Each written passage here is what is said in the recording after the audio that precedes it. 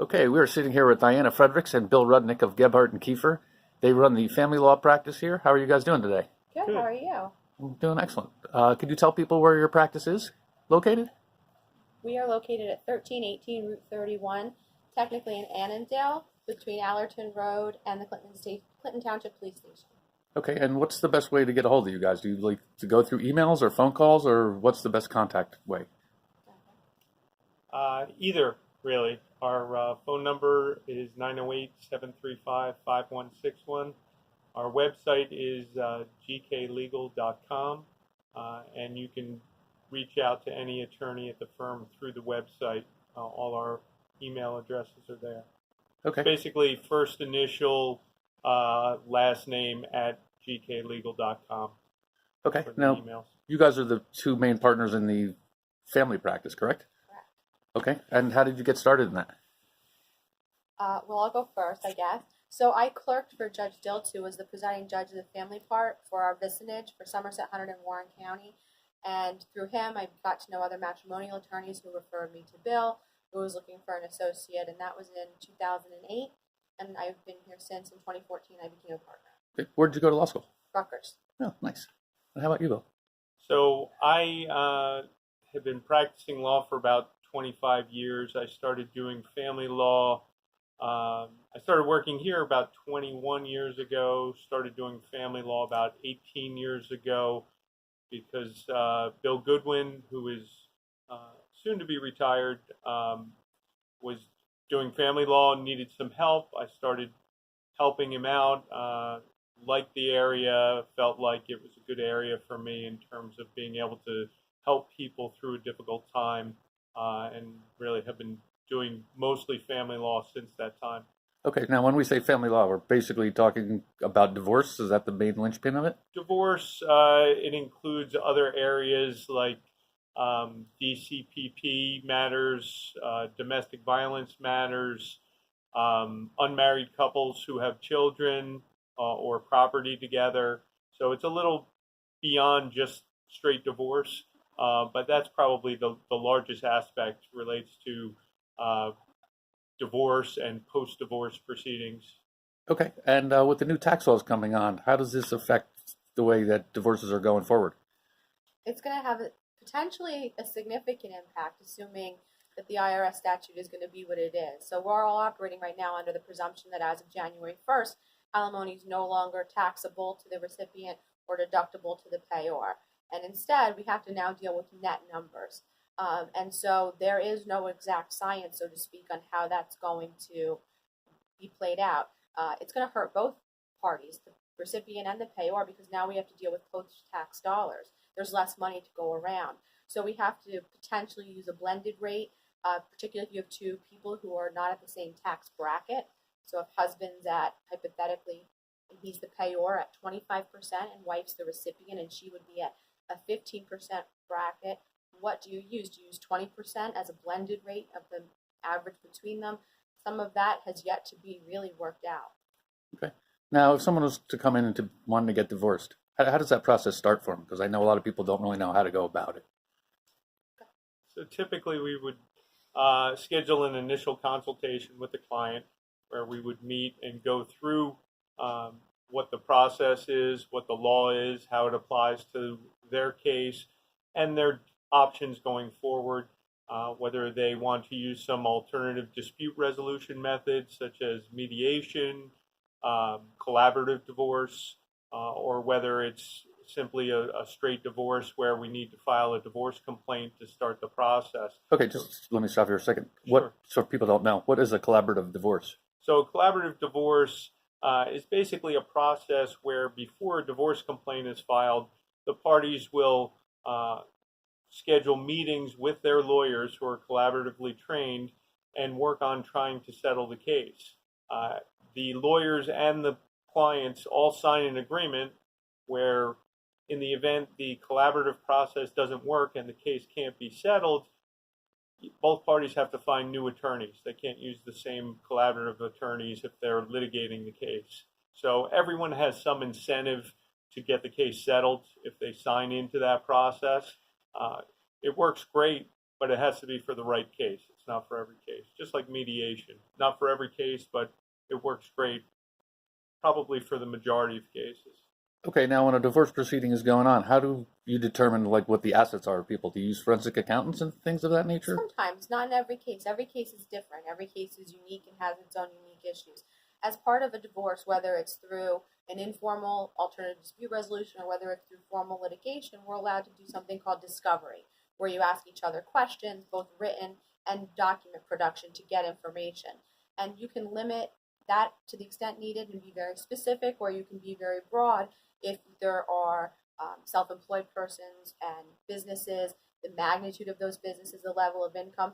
That really determines whether or not you need a forensic accountant. If the parties agree that the person who's self-employed, their income is X, and we can agree and we all agree within some realm of reasonableness that that's fair, then we may be willing to forgo an accountant.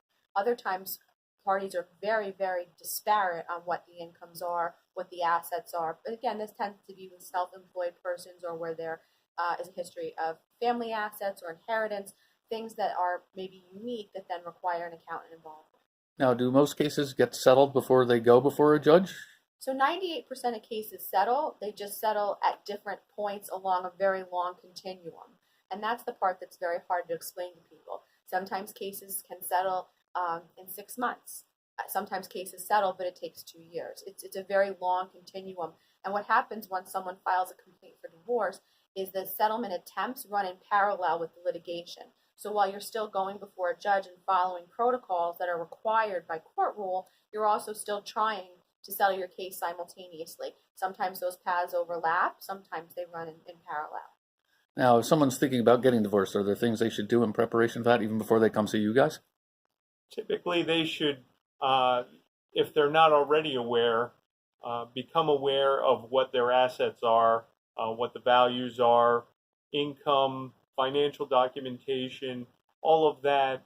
It's not absolutely necessary before you start the process because, as Diana said, in the process itself, we'll be able to get all of that information if they don't have it. But usually it's good in terms of preparation. It helps us to know early in the case what's out there in terms of assets, what the incomes are, if there's any particular issues in the case, if there are health issues, if there are health issues regarding children, all of that is important to know. So it's really just a matter of figuring out what the issues are early in the case. So anything the clients can do to help that along is helpful for us to be able to guide them. Okay. And if someone, per se, was going to get divorced, should they stay in their house? Should they move out of their house? How does that kind of work? So it depends. I think there's a general misunderstanding that if you leave your home, you've given up your right to what we call equitable distribution, meaning people think that if they leave, they're not entitled to then collect if there's equity in the home, and that's just categorically untrue. It may, if you leave, it may limit your ability to physically return to the home and continue to live there, but it doesn't necessarily jeopardize your right to equitable distribution of that asset. And a lot of times if there's domestic violence or other reasons, it is better if the parties are not in the same household. Unfortunately, that's not always possible for financial reasons.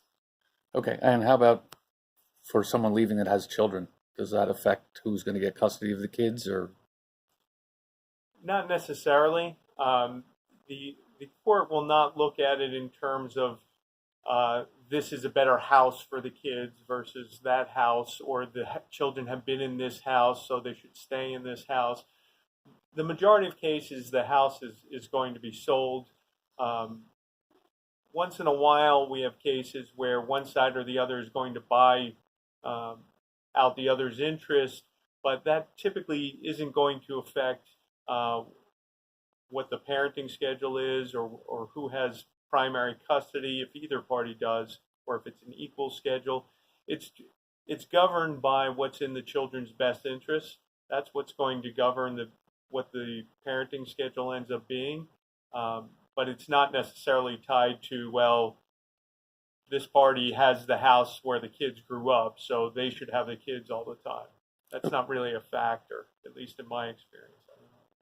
Okay. Yes, I think also if someone wants to leave with the children, either in the middle of a divorce or a pre-divorce in anticipation of, whether they can do that, so to speak, depends on where they want to go. If they're just going to a rental down the street, then that's really a non-issue, and then custody is going to have to play itself out in terms of maybe coming up with a temporary solution in terms of parenting time if the houses are certainly split. But where it becomes more complex is if one person decides they wanted to move to Cape May or to Pennsylvania pending a divorce. That may not be allowed to happen, and that's where that can become more complex. Okay, that's a pretty good primer on it. How about in the community? I know you were involved with the Bar Association, right? Yes, so I was president of the Hunterdon County Bar Association in 2016-17. I remain a trustee, and I am the New Jersey State Bar county rep for Hunterdon, so I'm part of the state bar in that regard. I also sit on the Supreme Court's Unauthorized Practice of Law Committee. I just retired, so to speak, from the district FEARB, and District Ethics Committee, and I'm now on FEARB. I'm also on the board for the United Way of Hunterdon County and chair their governance committee, and I'm their ethics officer. Okay, how about you, Bill? So I am involved in the local bar association as co-chair of our family practice committee. I'm also involved at the state level with what's called the Family Law Executive Committee for the State Bar Association. And within that committee, I sit on several subcommittees: the Children's Rights Subcommittee, the Alternative Dispute Resolution Subcommittee. I'm also involved in what I would call a men's support group in terms of men who are either going through or have gone through a divorce. And we typically meet once a month. And that's been going on for about the last 5 years or so. And that meets when, on the Tuesdays? It meets Tuesdays. Usually it's the third Tuesday of the month, but some months it varies depending on schedule-wise. And anyone can come to that? Anyone can come. So we've had sometimes we have speakers, but the majority of the meetings are just discussion, group discussion, and people just talk about whatever they want. Great. And just for the record, one more time, best way to get a hold of you guys? Either through our website, gklegal.com, or our phone number is 908-735-5161. Our emails are on the website. Under news and events on the website, you can find out when Bill's group is meeting and the location. You can find out what's happening both in the firm and what we're all involved in. There's also a blog page that has a lot of interesting articles on that Bill and I have written on the things that we've talked about and touched on today, such as frequently asked questions and answers, things to bring to a divorce consultation, things that sometimes people find helpful. It's a good place to look for information. Great. Well, thanks for spending some time with us. Thank you.